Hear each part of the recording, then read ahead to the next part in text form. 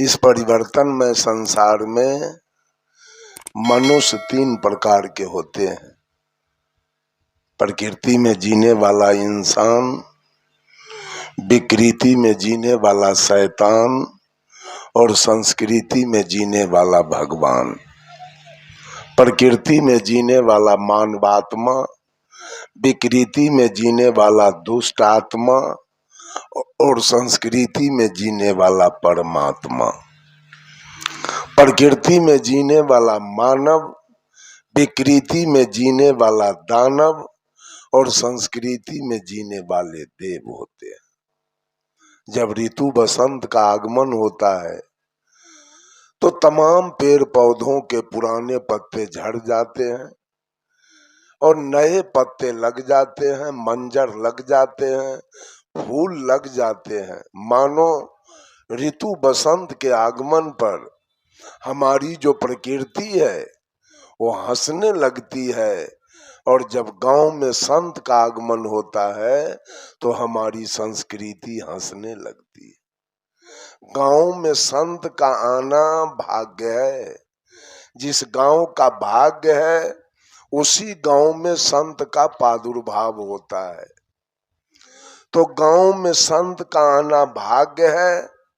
अगर आप कहीं संत के सेवा में लगे हैं तो आपका अहो भाग्य है। संत जी अगर आपको कुछ ज्ञान की बात बता रहे हैं तो आपका परम भाग्य है। संत जी के विचार को सुनकर आप में परिवर्तन हुआ, तब्दीली आई, आप भी संत हो गए तो आपका महाभाग्य है।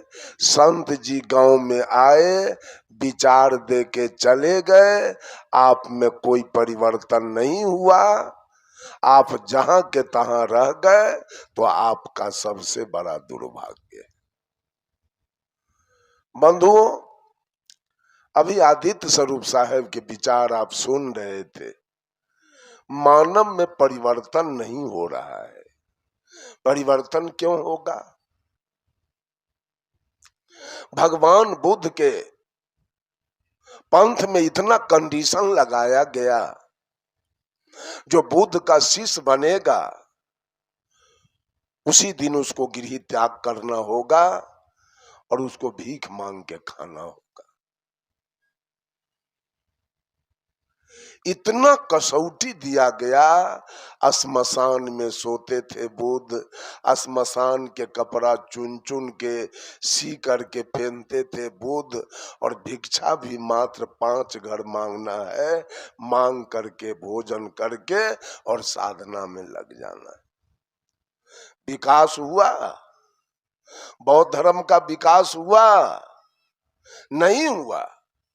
लेकिन जब कंडीशन टूट गया तो देखिए, चीन, जापान, थाईलैंड, लंका, बर्मा, सारा जगहों पर विकास हो गया। क्यों? एक दिन भिक्षुक लोग भिक्षा मांग के जा रहे थे और भिक्षा पात्र लेके हाथ में, चील ऊपर अपने चंगुल में मांस का टुकड़ा लेके उड़ रहा था। संजोग बस मांस का टुकड़ा गिरा और भिक्षुक के पात्र में आके गिर गया। अब ये भिक्षुक लोग गए भगवान बुद्ध के पास, कहा, गुरुदेव, आज तो भिक्षा पात्र में मांस मिला है, इसको हम लोग क्या करें? खा जाए कि फेंक दें? भगवान बुद्ध ने देखा कि कहते हैं अगर फेंक दो तो कल से ही सब भूखे मर जाएगा।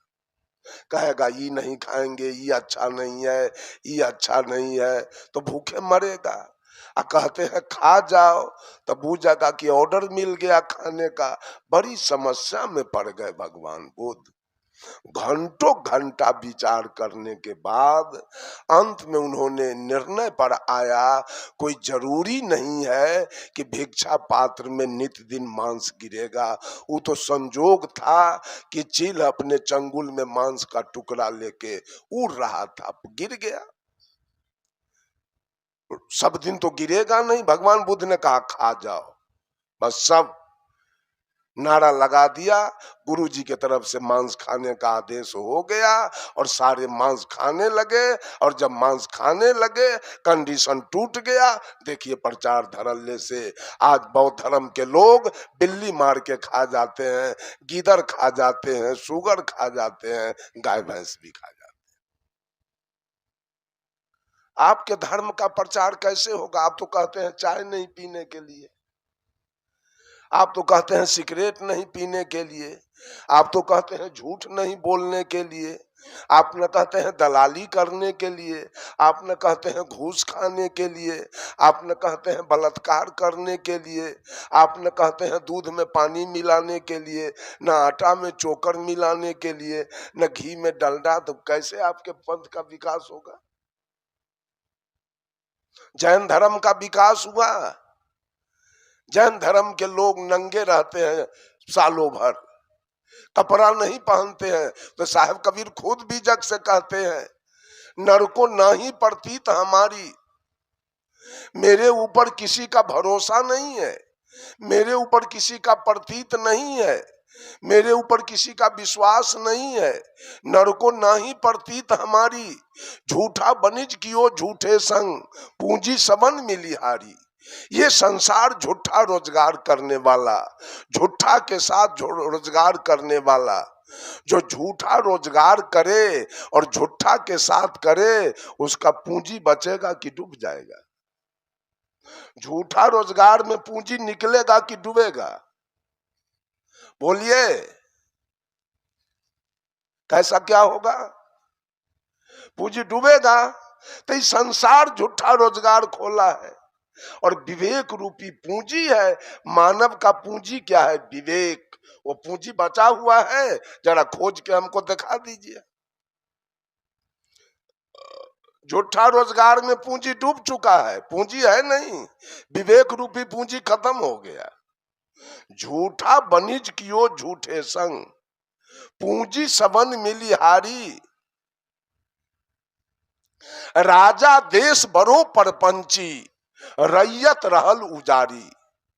इस संसार का राजा कौन है? इस संसार का मालिक कौन है?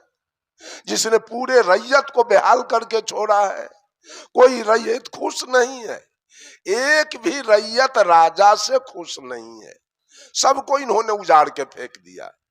मालिक ने राम को उजाड़ा है। अंत में चारों भाई सरजू नदी में डूब के मर गए। राम ऐसा चंडाली मालिक है, ऐसा कर्महीन मालिक है दुनिया का, ऐसा निर्दयी मालिक है।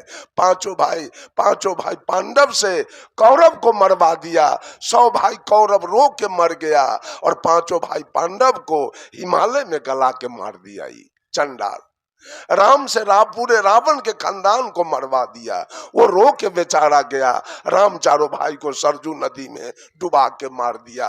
ये भी रो के चले गए। कृष्ण से कंस को मरवा दिया और कृष्ण को सवतार के बेटा से तीर मरवा के कृष्ण का प्राण ले लिया। यहाँ से सारे लोग रो के जा रहे हैं। ये कबीर को छोड़कर बता दीजिए इतिहास कि कोई हंस के गया हो दुनिया से। इसलिए कि कबीर ने काल को पहचान लिया था कि काल क्या है, और लोग तो पहचाने नहीं।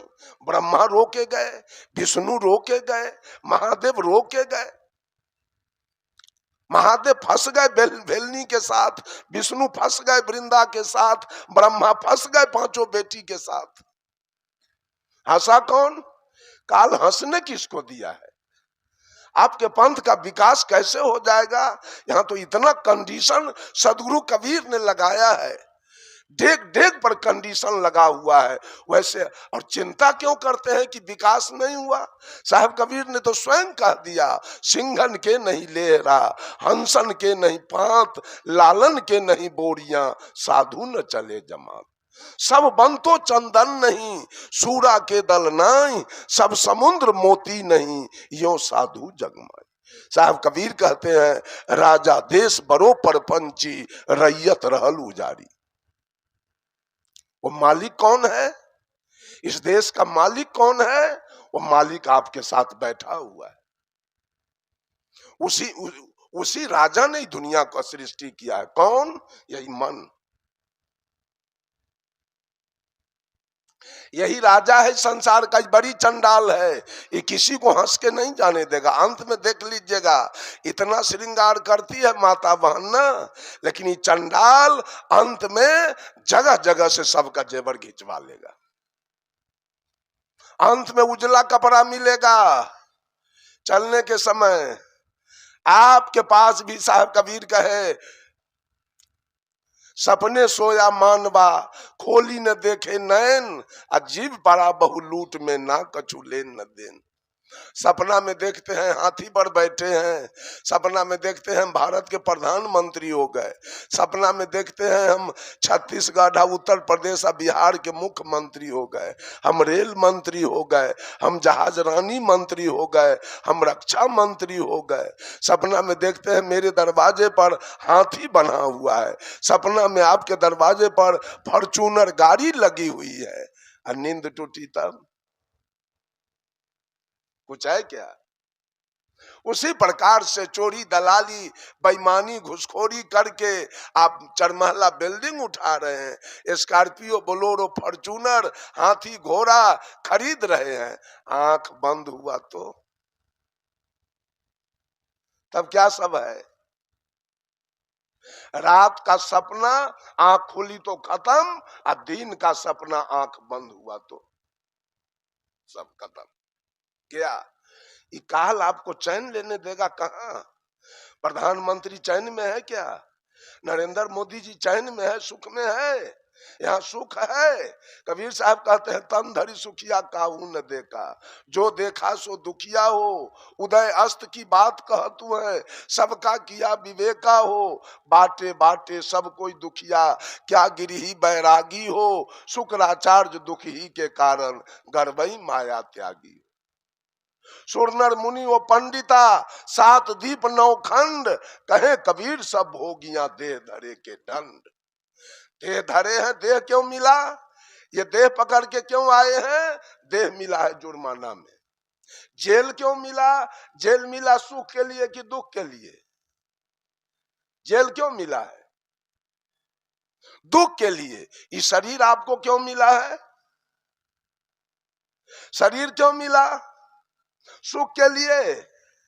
शरीर से सुख नहीं होगा, शरीर के द्वारा सुख आप पा सकते हैं। शरीर से इतना श्रृंगार करती है महिला सब, अब वो मुंह एक दिन आग में जल के राख हो जाएगा। जिस मुंह में कान में श्रृंगार चलता है वो एक दिन जल के श्मशान में राख हो जाएगा, श्रृंगार रहेगा? ये तो शरीर आपको मिला है जुर्माना में। जुर्माना में गए हैं मां के गर्भ में, और 9 महीना रहे हैं दंड में। साहब कबीर बीजक से कहते हैं, तर के घाम ऊपर के भूभरी, छाह कतहु नहीं पायहूं हो। जब जाओगे गर्भ में तो 9 महीना मां के गर्भ में कोई हवा प्यार नहीं मिलेगा, उबल के मर जाओगे, वहां दुख में मर जाओगे। तर के घाम ऊपर के भूभरी, और भूभरी माने होता है धूप, और जब मां के गर्भ से बाहर आओगे तो धूप में जल के मर जाओगे। सारी सृष्टि जल रही है। साहब कबीर ने कहा, कबीर यह जग जलते देखा, अपनी अपनी आग, ऐसा कोई ना मिला जासो रहिए लाग। ऐसा कोई शीतल व्यक्ति नहीं मिला, वो इस शीतल साहब के छोड़ के,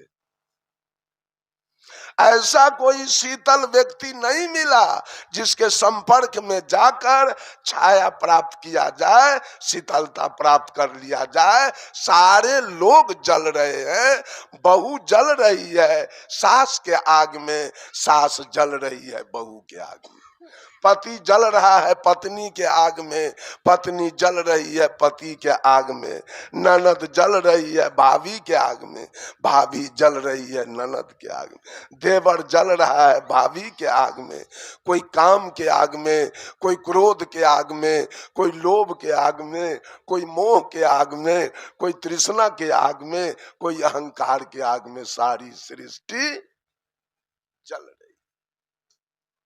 सुख है क्या? है सुख? एक भीख मांगने वाला जिसका पूरा बदन नंगा है, डांड में एक फटा पुराना धोती है, डांड में एक फटा पुराना धोती है, उसका हाथ का नाखून बढ़ा हुआ है, पैर का नाखून बढ़ा हुआ है, मोच दाढ़ी केस अभद्र रूप से भरा हुआ है, धूल कण से भरा हुआ है, पैर भी नंगा है, कोई चप्पल जूता नहीं है, भूख से पेट उसका पीठ में सट गया है, एक हाथ में लाठी लिया है, एक हाथ में बाटी लिया है, और मंदिर के बाहर बैठकर मांग रहा है, ए बाबू एक पैसा दे दे, मैं कई एक रोज का भूखा। और दूसरा भिखमंगा मंदिर के अंदर बैठा है, उसके देह पर 2 लाख का जेवर है, 10-20 हजार का कपड़ा है, वो मंदिर में बैठा है। बाहर के भिखमंगे का पेट खाली है, वो पेट भरने के लिए मांग रहा है, भीतर के भिखमंगे का पेट भर चुका है, अब वो पेटी भरने के लिए मांग रहा है। कबीर साहब कहते हैं, कबीर यह जग निर्धना, सारे संसार को कबीर ने दरिद्र कहा है, निर्धन कहा है, यह सारा जीवन मांगने के फेर में है। कबीर यह जग निर्धना, धन बनता नहीं कोई, धन बनता है सोई जना, जो राम नाम धन होए। सारा सृष्टि दुखिया है। आपसे कोई पूछता है क्या हाल चाल है, तो आप कहते हैं आज मेरी बुद्धि काम नहीं कर रही है। स्पष्ट है कि वहां दुख है, आपकी बुद्धि, आप ठीक हैं, आपके बुद्धि में गड़बड़ी आ गई है। पूछता है क्या समाचार है, आज मेरे माथे में दर्द है। क्या समाचार है, आज मेरे पेट में दर्द है। अरे क्या समाचार है, आज मेरा हाथ नहीं काम कर रहा है। आप अलग हैं और आपका हाथ अलग है। जैसे आप कहते हैं आज मेरी पत्नी बीमार है, तो आप अलग हैं, आपकी पत्नी अलग है। आप ठीक हैं, आपकी पत्नी बीमार है। वैसे आप कहते हैं मेरे पेट में दर्द है, आप अलग हैं और आपका पेट अलग है। आप ठीक हैं, आप में कोई दर्द नहीं। कोई कहा, अब पूछा कि क्या हाल चाल है, तो कोई आदमी कहा आज मुझ में दर्द है, आप में कोई दर्द नहीं है, आप सब कुछ से अलग हैं। आपके पेट में दर्द है, पेट आपका अलग है, आप अलग हैं। पूछता है क्या हाल चाल है, आज मेरा पैर कट गया, पैर अलग है और आप अलग हैं। आज मेरे कान में दर्द है, कान अलग है, आप अलग हैं। बंधुओं, ये संसार दुख से भरा हुआ, और दुख है 3, आधि व्याधि उपाधि, दैहिक दैविक भौतिक। पहला दुख है प्राकृतिक प्रकोप। अभी इतनी धूप चल रही है, सारे लोग धूप से सुखी हैं कि दुखी? कैसा है? दुखी है। जब पूस की शीतलहरी आएगी तो सुखी है कि दुखी? तो उस समय भी दुखी रहेंगे। जब भादों का अनहरिया रात आ जाए उस समय भी आप दुखी रहेंगे। अगर पत्थर गिर जाए, बिजली गिर जाए तो आप दुखी हैं, भूकंप आ जाए तो आप दुखी हैं, बाढ़ आ जाए तो आप दुखी हैं, अगलगी हो जाए तो आप दुखी हैं, और जोरों का आधी तूफान आ जाए फिर भी आप दुखी हैं। पहला दुख हमको प्रकृति दे रही है। सारे लोग प्रकृति से, सारे लोग को देखिए एसी लगा के रह रहे हैं दुख से। पहला दुख प्रकृति, जब से मां के गर्भ से आए ये प्रकृति हमको सता रही है, बार बार दुख दे रही है, पग पग पर दुख दे रही है। और दूसरा दुख, ये शरीर माँ बाप के द्वारा कच्चा तत्व से बना है। थोड़ा सा मसाला माता जी का, थोड़ा सा मसाला पिताजी का, दोनों को मिला करके ये शरीर का निर्माण हुआ। साहब कबीर ने कहा, अरे अष्ट कमल दल चरखा डोले, 5 तत्व गुण 3 रे, साई को सियत मास 10 लागे, ठोक ठाक कर बीनी चदरिया, झीनी रे झीनी। पिता के कमल से ये माथे का केस, 32 दांत, 20 नाखून और पूरे शरीर का हड्डी, ये 4 चीज पिताजी के मसाला से, माताजी के मसाला से पूरे शरीर का चमड़ा, पूरे शरीर का मांस, पूरे शरीर का नाड़ी और पूरे शरीर का खून, ये कच्चा तत्व से बना हुआ शरीर है। इसमें पग पग पर रोग, पग पग पर बीमारी।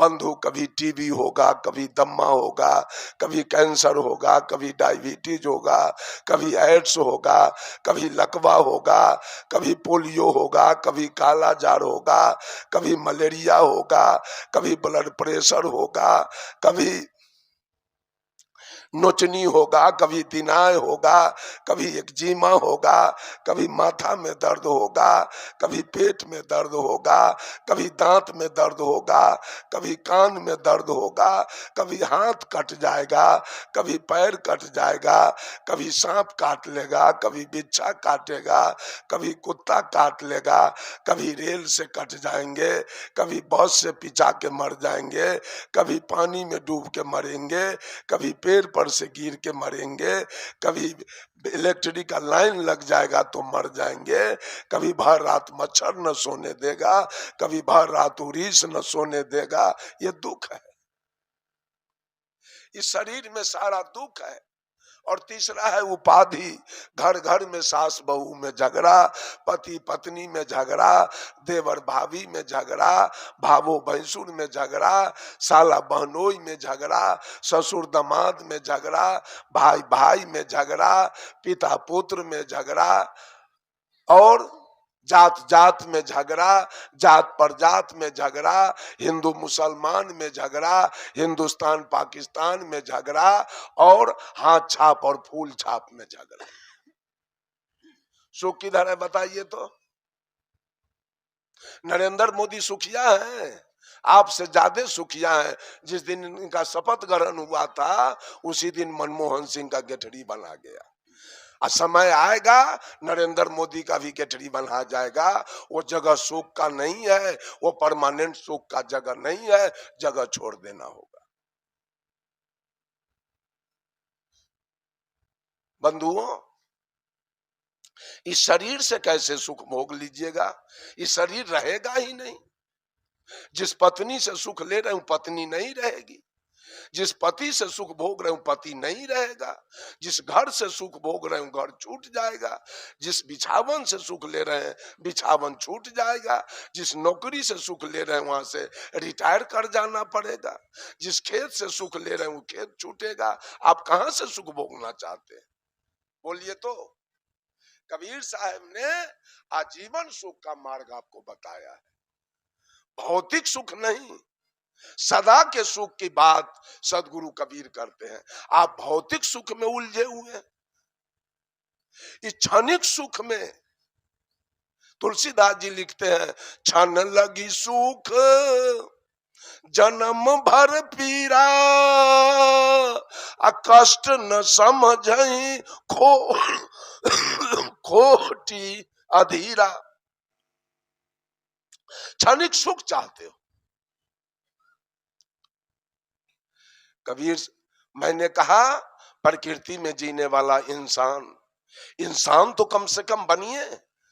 जितने जीव जंतु धरती पर है 4 प्रकार के, वो अंडज हो, पिंडज हो, उष्मज हो, मानव हो, 4 प्रकार के जीव हैं। कुछ अंधे लोग पेड़ पौधा को भी गिन लेते हैं जीवे में। जब जगदीश चंद्र बसु ने पेड़ पौधा में साबित किया कुछ, तो दुनिया के लोगों ने घेर लिया कि आपने पेड़ पौधा में जान साबित किया। कहा कि नहीं, भूल है, मैंने पेड़ पौधा में जीवन साबित किया, जान साबित नहीं किया। जीव मात्र 4 हैं, अंडज, पिंडज, उष्मज और मानव। और चारों प्राणी में सबसे श्रेष्ठ प्राणी कौन है? मनुष्य। सबसे गिरा हुआ प्राणी कौन है? प्रकृति में जीने वाला कौन है? यही मनुष्य। सबसे कितना सत्संग भजन प्रवचन सुन के थक गए, लेकिन आज तक मनुष्य, भगवान तो छोड़ दीजिए, वो तो थर्ड बात है, थर्ड पोजीशन है। सेकेंडे पोजीशन पर आइए, इंसान तो कम से कम बनिए। आज मनुष्य इंसान भी नहीं रह गया। इंसान बन के वो गाय जी रही है, इंसान बन के भैंस जी रही है, इंसान बन के बकरी जी रही है, इंसान बन के सांप जी रहा है, इंसान बन के घोड़ा जी रहा है, इंसान बन के हाथी जी रहा है, इंसान बन के बाघ जी रहा है, इंसान बन के सिंह जी रहा है। लेकिन मनुष्य मात्र शैतान बन के ये बकरा काट के खा जाएगा। इंसान है, इंसान है आप। ये मछली मार के खाएगा, ये सुगर खा जाएगा, ईसाई लोग तो सांप खा जाता है, वो इंसान है। मुसलमान लोग गाय खा जाता है, भैंस काट के खा जाता है, मुर्गी काट के खाता है, ऊंट काट के खा जाता है ईद में, कुर्बानी में। कहां मनुष्य इंसान बन रहा है? क्या होगा ये भजन प्रवचन करके? क्या होगा ये रुपया खर्च करके? शैतानी तो दिन पर दिन बढ़ती जा रही है, इंसानियत लुप्त होते जा रहा है। इंसानियत पर तो बेचारी बकरी चल रही है, उसके भोजन में जरा मांस या मछली का टुकड़ा दे के देख लीजिए, या मांस मछली का धोया हुआ पानी दे के देख लीजिए, बकरी अगर मुंह ले उसमें लगा के पी ले उसको। लेकिन मनुष्य पापी सब कुछ कर रहा है, सारा शैतानी मार्ग अपना लिया है। ये माँ को गाली देगा, पिता को गाली देगा, माँ पिता को भरपेट भोजन नहीं देगा, ये चोरी करेगा, ये दलाली करेगा, ये बेईमानी करेगा, ये घूसखोरी करेगा, ये हत्या करेगा, ये बलात्कार करेगा।